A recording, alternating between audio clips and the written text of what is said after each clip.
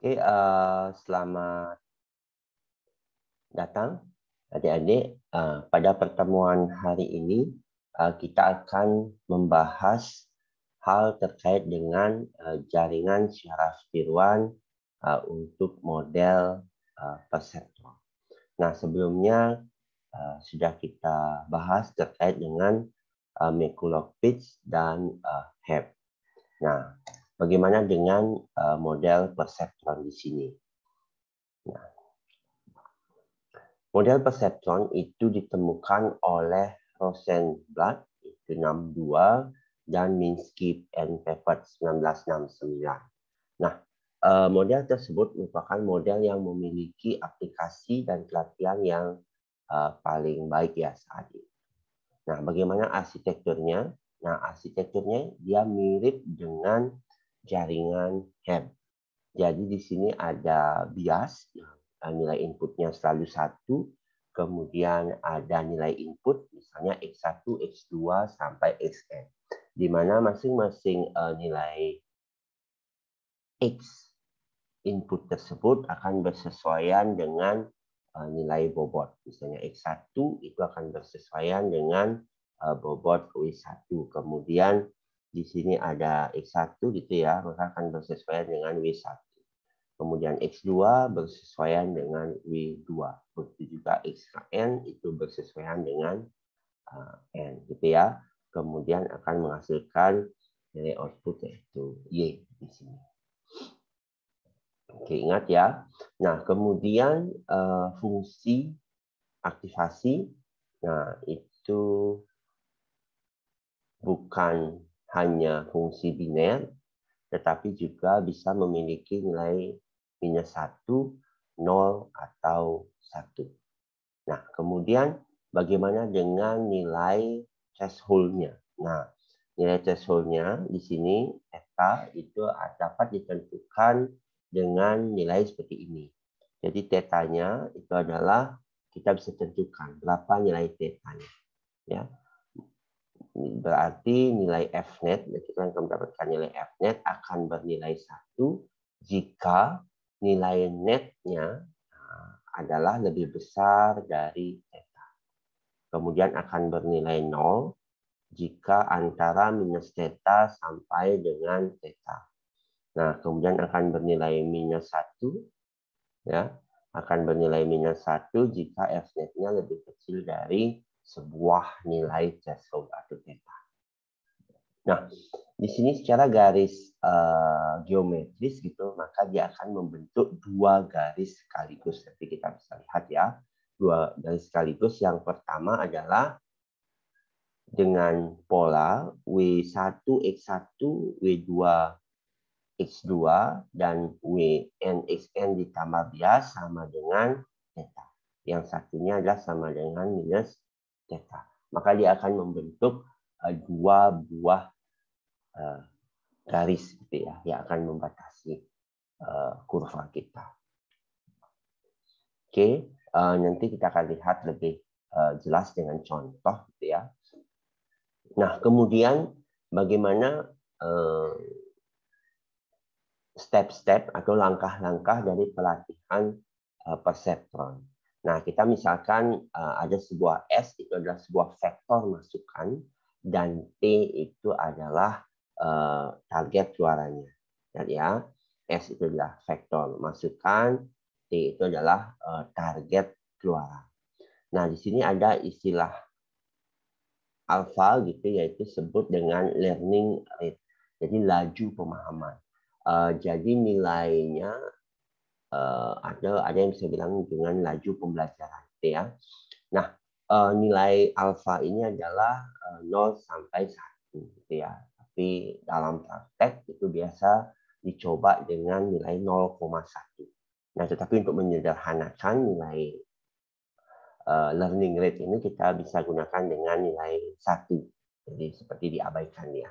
Nah, kemudian theta itu adalah threshold. Nah, kita yang menentukan berapa nilai threshold. Nah, algoritmanya seperti ini. Pertama, kita inisiasi semua bobot dan bias. Nah, umumnya semua nilai bobot dan bias kita nilaikan dengan 0, gitu ya. Nah, kemudian learning rate. Nah, kita sederhanakan dulu dengan nilai 1 nanti di perhitungan manualnya. Nah, kemudian tetapi dalam praktek biasanya kita menggunakan nilai 0,1 dulu. Kemudian bisa divariasikan 0,2, 0,3. Nah, kita akan bisa lihat nanti. Nah, kita punya vektor masukan, kemudian kita punya keluarannya. Nah, ketika vektor masukan itu tidak sama dengan target, gitu ya, target, maka kita akan melakukan perulangan. Yang pertama adalah kita set aktivasi unit masukan, kemudian kita hitung respon dari netnya, kita hitung nilai net, gitu ya. Kemudian kita hitung nilai F-net-nya. Nah, kita hitung nilai net, kemudian kita hitung nilai F-net-nya. Nah, jika kita kan punya nilai output-nya, atau di sini ada Y ya, kemudian tidak sama dengan nilai target T, nah, jika tidak sama nilai yang kita hitung, nilai F-net atau nilai Y-nya itu tidak sama dengan target yang kita tentukan, maka kita lakukan yang namanya adalah perubahan bobot. Di mana bobot baru itu adalah bobot lama ditambahkan dengan delta W atau perubahan bobot. Nah, di mana delta W itu sendiri adalah alfa learning rate dikali target dikali dengan X ke I. Jadi input ke I. Oke, nanti kita bisa lihat itulah yang disebut dengan perubahan bobot. Nah, makanya di sini kalau kita menggunakan learning rate-nya adalah 1, maka di sini adalah 1 dikali P dikali atau target dikali dengan vektor input-nya. Nah, oke, begitu juga dengan bias. Nah, bias baru itu adalah bias lama ditambah dengan delta bias. Atau delta bias itu adalah alfa dikali T. Nah, karena alfanya kita pakai 1 nanti misalnya, maka delta biasnya, delta B itu sama dengan ditambah dengan bias lama. Oke.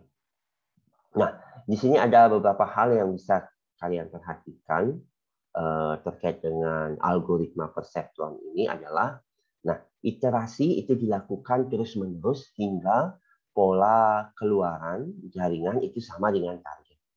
Nah, jika tidak sama, maka dilakukan perulangan lagi. Seperti itu. Ya. Nah, kemudian langkah 2C, di langkah perubahan bobot yang ini ya, perubahan bobot ini dilakukan terus-menerus jika keluaran jaringannya tidak sama dengan target. Jadi akan selalu dicek keluaran jaringan atau F-net atau Y itu apakah sama dengan target atau T. Ya. Nah, jika sama, maka tidak akan terjadi perubahan bobot, gitu ya. Nah, kecepatan iterasinya itu 0 sampai dengan 1, gitu ya. Di sini disebutkan bahwa apakah latihan perseptron itu lebih baik atau bagaimana dengan jaringan HEV, seperti itu ya. Nah, perseptron itu dianggap lebih baik dari HEV. Kenapa? Karena setiap kali pola masukan, nah hasil keluaran jaringan dibandingkan dengan target yang sesungguhnya. Nah, kemudian jika berbeda, maka bobot dimodifikasi sehingga hasilnya akan lebih baik seperti itu. Nah, modifikasi bobot tidak hanya ditentukan oleh perkalian antara target dan masukan, tetapi di sana ada learning rate, jadi kecepatan perubahan bobot itu. Seperti itu.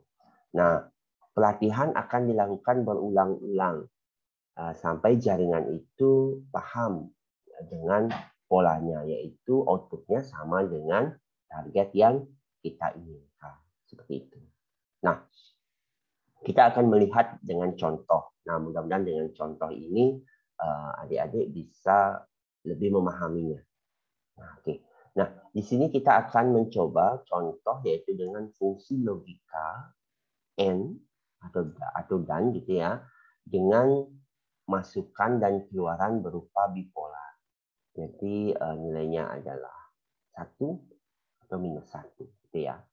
Nah, bias awal kita pakai 0. Jadi bobot dan bias awal kita pakai 0. Learning rate-nya saya pakai di sini 1 dulu. Nah, kemudian threshold-nya theta itu adalah 0. Nah, theta ini akan menentukan nilai F-net-nya ya. Oke, kita akan lihat di sini. Nah, mungkin kalian sudah biasa melihat ini. Tabel 51 itu adalah tabel untuk fungsi N gitu ya. Ada 2 masukan, X1 dan X2. Kemudian masuk ini adalah biasnya, bias gitu ya. Nah, kemudian ini adalah targetnya atau T. Nah, di sini kita bisa lihat, mungkin saya jelaskan sedikit. Di sini jika inputnya X1 true gitu ya. Jika X1 true, kemudian X2 true, biasnya 1, selalu 1 nilai bias itu ya, maka targetnya adalah 1 atau true. Nah, sisanya itu adalah false. Nah, bagaimana kita menentukan pola ini secara otomatis, jadi tidak nebak-nebak lagi gitu ya. Maka ini akan diulang. Nah, kemudian threshold-nya adalah 0. Nah, maka fungsi aktivasinya seperti apa? Maka fungsi aktivasinya seperti ini. Nilai Y, Fnet akan bernilai 1 jika lebih besar dari 0. Akan bernilai 0 jika netnya sama dengan 0. Kemudian akan bernilai minus 1 jika netnya lebih kecil dari 0. Nah, kita akan lihat di sini. Nah, kita akan membuat tabel seperti ini. Nah, di mana di sini ada input, kemudian ada target, kemudian ada net, ya, kemudian ada Y atau Fnet, kemudian kita punya perubahan bobot, kemudian kita bobot baru. Nah, seperti disepakati tadi bahwa nilai bobot awal inisiasi itu kita gunakan adalah 000. Jadi W1, W2 dan bobot dari bias itu adalah 0. Oke ya. Nah, sekarang kita punya pola di sini kan ya. Pola inputannya adalah seperti yang di atas ini. X1, X2 dan bias 1 adalah polanya seperti ini. 1 ini aja ya. Nah, yang 1 biasanya 1. 1 minus 1 1. Minus 1 1 1. Minus 1 minus 1 dan 1. Nah, kita bisa lihat di sini sama ya. Jadi input X1-nya di sini adalah 1 1 biasanya 1. Nah, kalau ini targetnya apa? Targetnya adalah 1. Nah, kalau inputnya 1 minus 1 dan 1, maka targetnya adalah minus 1. Oke. Nah, kita sekarang mulai dari yang ini. Yang pertama dulu. Kita mulai dari iterasi yang pertama ya. Bisa artinya kita mulai dari iterasi yang pertama.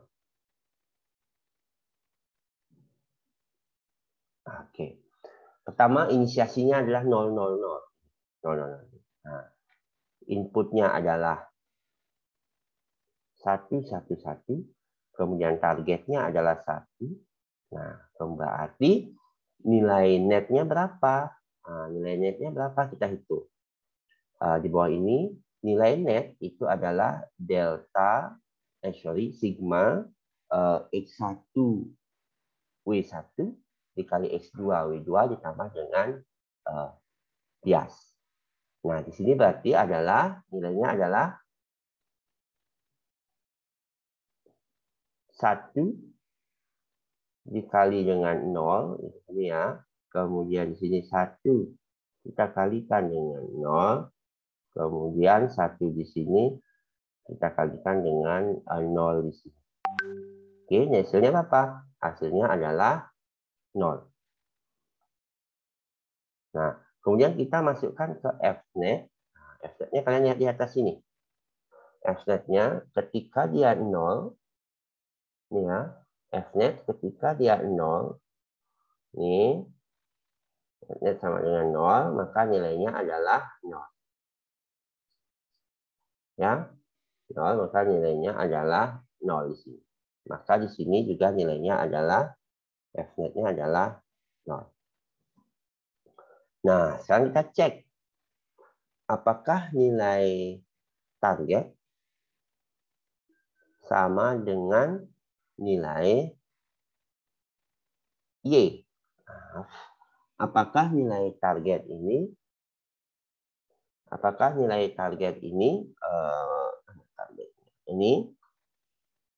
apakah sama dengan nilai hasil Y-nya ini? Kan tidak sama. Targetnya 1, tetapi outputnya ternyata 0. Nah, maka di sini ada yang namanya perubahan bobot. Nah, perubahan bobot itu apa? Oke, kita cek lagi. Perubahan bobot itu adalah yang ini.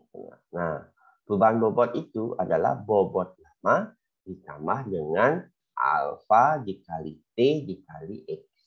Ini. Oke, nah ingat ya, alfa dikali T kali X. Nah, karena alfanya di sini 1, maka perubahan bobotnya adalah bobot lama ditambah dengan T dikali X1. Nah, sekarang kita lihat.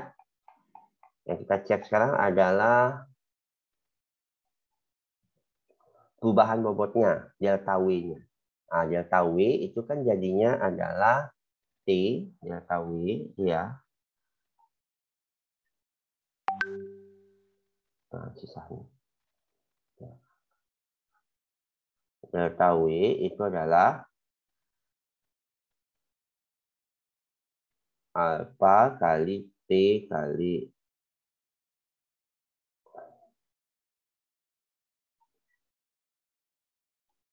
dikali X kali XI ya ini ya. Tidak sama ini. Nah, ini ke XI ya. Nah, kemudian maka kita lihat, maka alfanya 1, maka ini kan alfanya sama dengan 1. Alfanya sama dengan 1 ya. Oke, apa sama dengan 1, maka kita lihat di sini adalah perubahan bobot itu adalah T dikali dengan X tadi. Nah, di sini Pak kalian lihat. Nah, saya hapus dulu yang ini. Nah, T kali X ke I. T-nya kan 1 dikali dengan X1, X2, T. Maka di sini nilai 1 ini kita dapatkan dari nilai T dikalikan dengan input pertama. Nah, 2 ini kita mendapatkan nilai yang ini. Oke. Kemudian 1 yang ini kita dapatkan adalah dari nilai yang ini. Kemudian nilai yang sebelahnya, ya, kita kalikan dapat nilai yang ini. Oke, kemudian itu juga dengan bias. Nah, itu baru kita dapatkan adalah perubahan bobot atau delta W. Nah, kemudian bobot barunya gimana? Adalah bobot lama ditambah dengan bobot baru. Nah, bobot lamanya kan ini 0,000, kemudian bobot delta W-nya adalah yang ini. Nah, sehingga nilai 1 di sini adalah didapatkan dari nilai bobot lama 0, ya, kita tambahkan dengan nilai 1 yang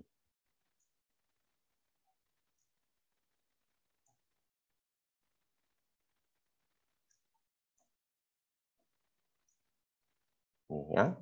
Jadi 0 ini, 1 ini didapatkan dari nilai 0 sama 1 hasilnya yang ini. Putar juga sebelahnya. Nilai 1 yang ini didapatkan dari 0 yang ini, kalikan tambahkan dengan 1 yang ini. Oke, ini dan yang ini. Bisa dipahami ya, karena ada perbedaan dari nilai target dan nilai F-net-nya. Nah, oke. Nah, ini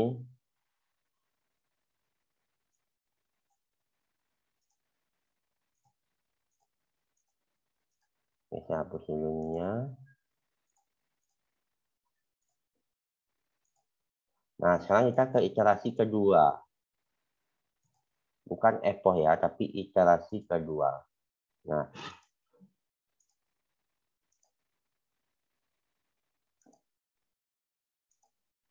oke. Nah, maka bobot yang baru adalah yang 111. Yang tadi inisialisasi kan 000. Jadi bobot yang baru sekarang adalah 111. Yang ini dia. Oke ya. Nah, untuk input yang kedua.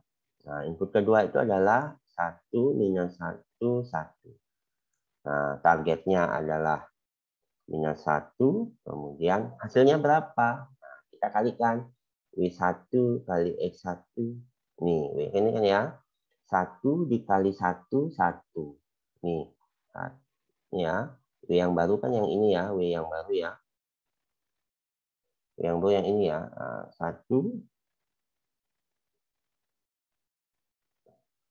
yang ini dikalikan dengan 1 yang ini. Ya. Kemudian kita akan dapatkan nilai netnya adalah 1. Nah, ketika nilai netnya 1, kita lihat. Maka F-netnya berapa? F-netnya juga adalah 1. Nah, kita lihat target dan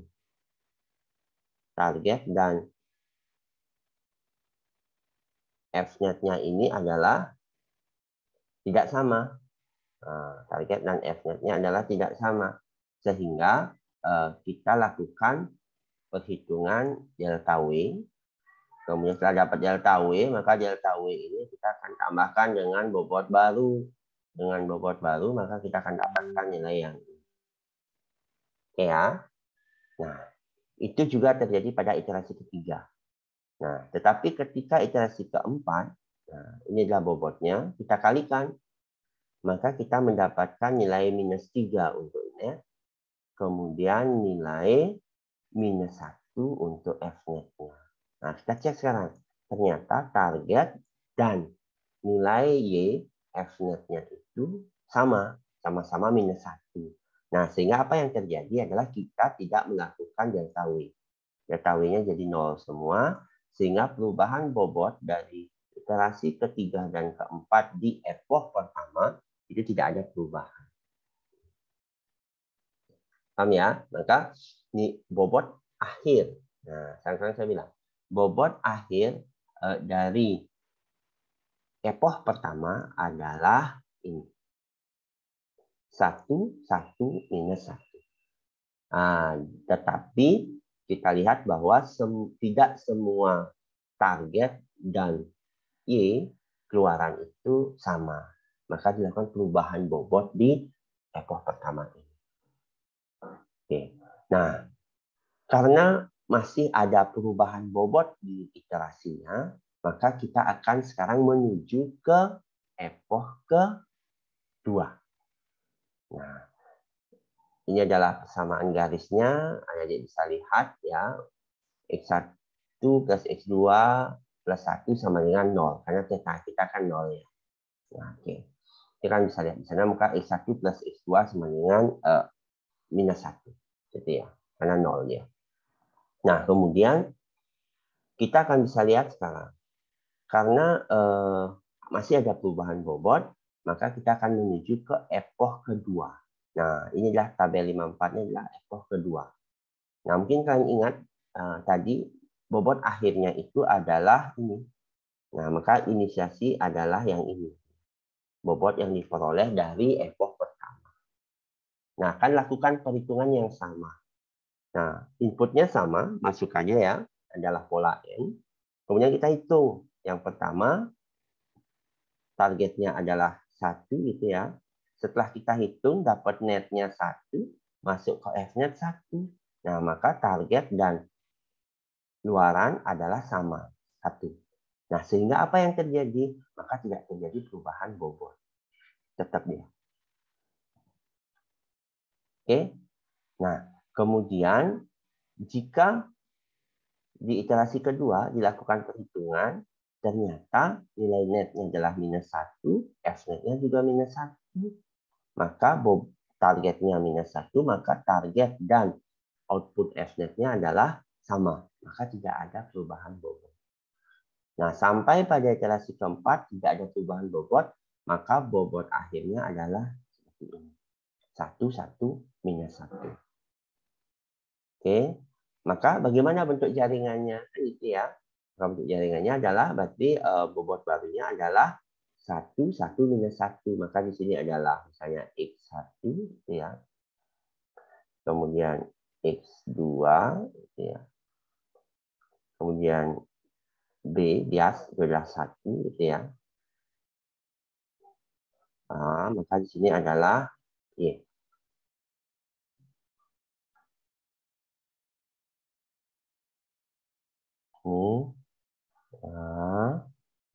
Ini ya.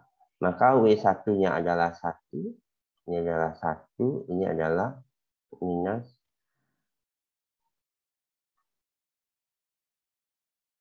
minus 1. Oke. Dengan ketentuan theta adalah 0. Kemudian learning rate sama dengan 1. Oke, bisa dipahami ya. Maka dia otomatis. Nah, jika misalnya masih ada yang berbeda gitu antara target dan GNet-nya, maka itu akan diulangi lagi ke epoch ketiga. Tapi karena udah sama semuanya, maka itu akan berhenti di epoch kedua. Nah, berikutnya kita akan menggunakan contoh yang sesama, tetapi dengan tetanya adalah 0,2. Sehingga F-nya akan berubah. F-net TY-nya akan seperti ini. Oke, nah kalian bisa hitung sama nilainya ya. Ini adalah nilai bobot inisialsinya. Kemudian hitung semasif T-nya ini berbeda dengan F-net-nya ini. Nah, ini kan berbeda ya. 1,0 maka akan dilakukan ke epoch berikutnya. Nah, ini dilakukan terus, kalian bisa hitung. Nah, kemudian garisnya itu akan ada 2 ya, karena pakai ini pola garisnya dan ini. 1-2, maka pola garisnya itu adalah yang ini aja lebih gampang ya. X1 plus X2 sama dengan minus 0,8. X1 plus X2 sama dengan minus 1,2.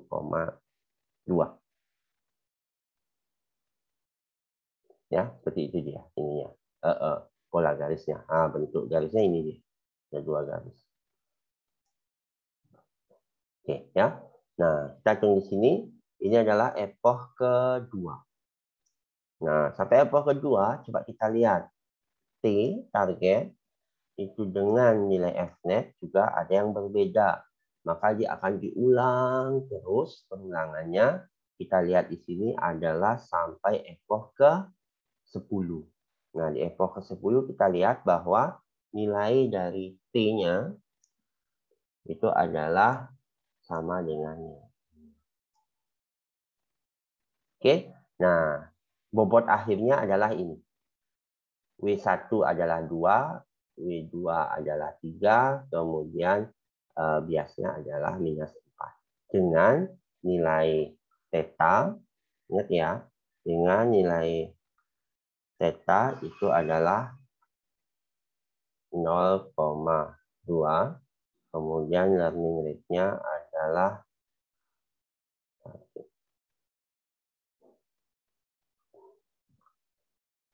Oke. Setelah maka kita dapatkan nilai seperti ini. Maka garisnya yang terakhir adalah ini. 2x1 plus 3x2 sama dengan 4,2. Dan 2x1 plus 3x2 sama dengan 3,2. Ini adalah hasil. Oke. Kemudian contoh ketiga, kalian bisa cek nanti, coba itu sendiri ya. Nah, dia ada 3 pola input, berarti ada X1, X2, X3, dan 1 bias. Nah, tetapi ketentuannya itu kita tidak mengetahui semua pola yang ada. Yang kita tahu polanya adalah targetnya adalah bernilai 1 Jika semua bernilai 1 dan targetnya bernilai minus 1, gitu ya. Targetnya bernilai minus 1 apabila tepat salah satu bernilai 0. Artinya hanya satu saja bernilai 0, maka nilainya minus 1. Bagaimana ada 2 atau 3 nilai 0 di sana? Nah, ketika itu tidak kita ketahui datanya. Maka itu yang akan kita hitung. Nah, di sini kita pakai alfa 1, kemudian threshold-nya adalah 0,1. Maka polanya seperti apa? Seperti ini deh. Jika semua 1, maka targetnya 1. Jika tepat hanya 1 saja yang bernilai 0, ya, maka outputnya adalah, maka pola 0, 0,